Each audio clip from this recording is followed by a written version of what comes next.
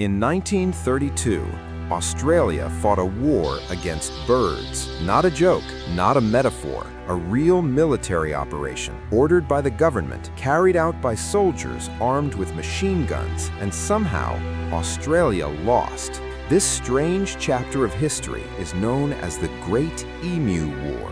To understand how a modern nation ended up at war with flightless birds, we need to go back to Australia in the years following World War I.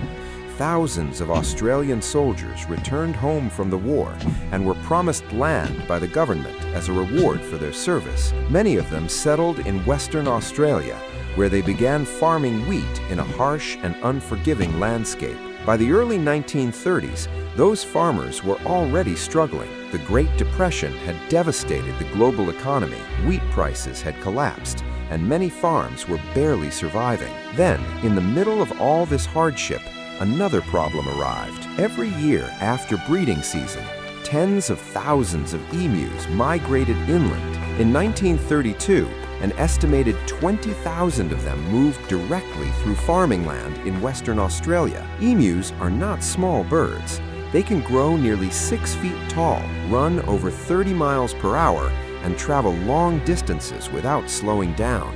As the emus moved through the farmland, they trampled crops, destroyed fences, and consumed massive amounts of wheat. Worse still, they broke holes in fences that allowed rabbits and other pests to enter, causing even more damage.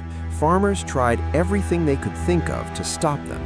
They built fences, hunted them, and tried to scare them away, but nothing worked.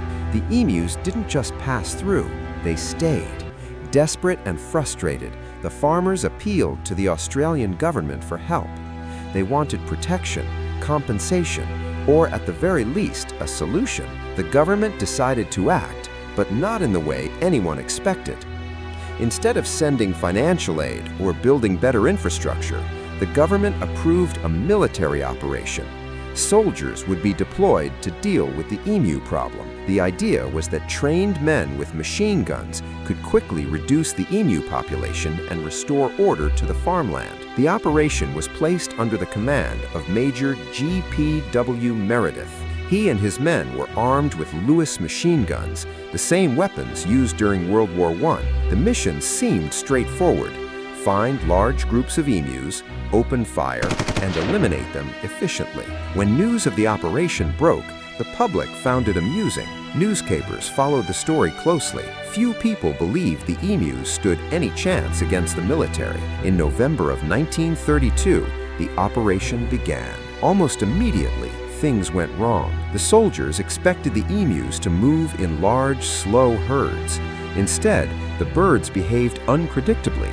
They split into smaller groups, scattered in different directions, and ran at incredible speeds. When soldiers tried to ambush them, the emus simply outran the gunfire. In one early attempt, soldiers waited near a dam where a large group of emus had gathered. When they opened fire, the machine gun jammed after only a few shots.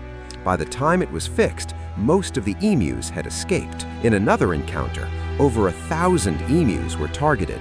After firing thousands of rounds of ammunition, only a handful of birds were confirmed killed. The rest vanished into the landscape. The terrain made things worse. The land was rough and uneven, making it difficult to pursue the birds with vehicles.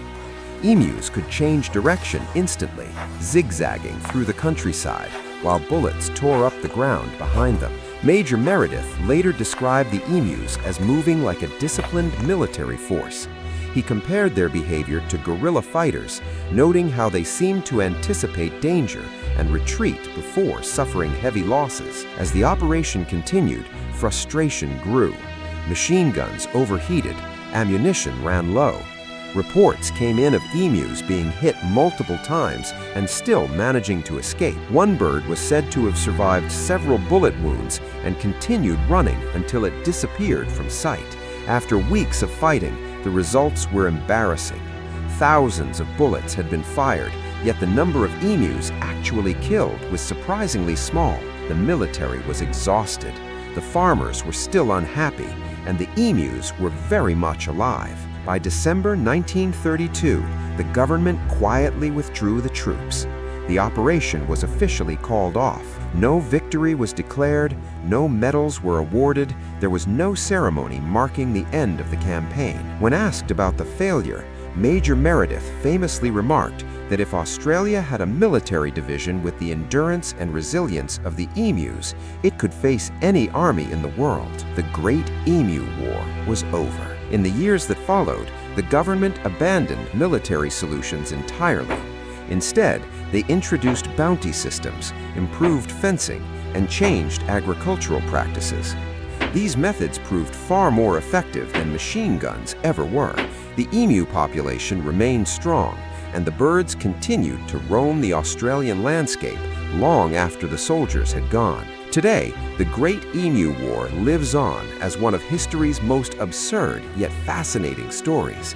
It's remembered not because of bloodshed or victory, but because it perfectly captures the limits of human control. A modern military faced off against nature and discovered that planning, weapons, and confidence were no match for speed, adaptability, and instinct. Australia didn't just lose a skirmish, it lost a war to emus.